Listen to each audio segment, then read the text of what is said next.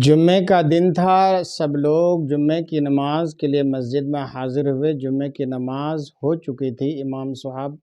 امام صاحب دعا کرنے والے تھے کہ ایک شخص نے پیچھے سے کھڑے ہو کر کہا کہ حضرت دعا فرمائیں کہ ہمارے ملک کے حالات، مالی حالات بہتر اور درست ہو جائیں۔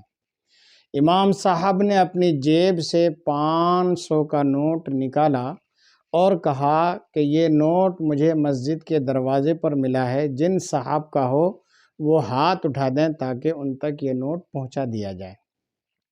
امام صاحب نے جب اتنا کہا تو ایک ہاتھ نہیں، کئی ہاتھ بلکہ دسیوں ہاتھ اٹھ گئے۔ امام صاحب نے سب کے چہروں کو دیکھا اور اس کے بعد وہ 500 کا نوٹ اپنی جیب میں رکھا اور کہا کہ ملک کے حالات، مالی حالات درست کرنے کے لیے بعد میں کہنا، دعا کے لیے بعد میں کہنا، پہلے اپنے آپ کو سدھار لو۔ یہ نوٹ کسی اور کا نہیں، میرا ہی تھا۔ میں نے تم سب کو آزمانے کے لیے کہا تھا۔ اپنی نیت درست کرو، سب کچھ ٹھیک ہو جائے گا۔ آج دعا کے لیے تو کہتے ہیں لیکن اپنے آپ کو درست نہیں کرتے ہیں۔ دوسروں کو صحیح دیکھنا چاہتے ہیں لیکن اپنے آپ کی زندگی کو صحیح اور درست ہم کرنا نہیں چاہتے ہیں۔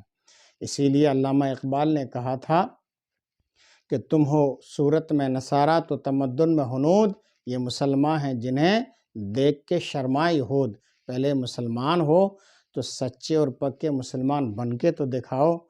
وہ کون سے مسلمان تھے کہ 313 تھے لیکن ہزاروں پر غالب آ گئے تھے۔ آج ہم مسلمان ہیں، غبارے کی طرح ہیں۔ جس طریقے سے غبارے کے اندر ہوا بھر دی جاتی ہے، بظاہر وہ بڑا دکھتا ہے لیکن اندر کچھ نہیں ہوتا ہے، وہی حال ہمارا بھی ہے۔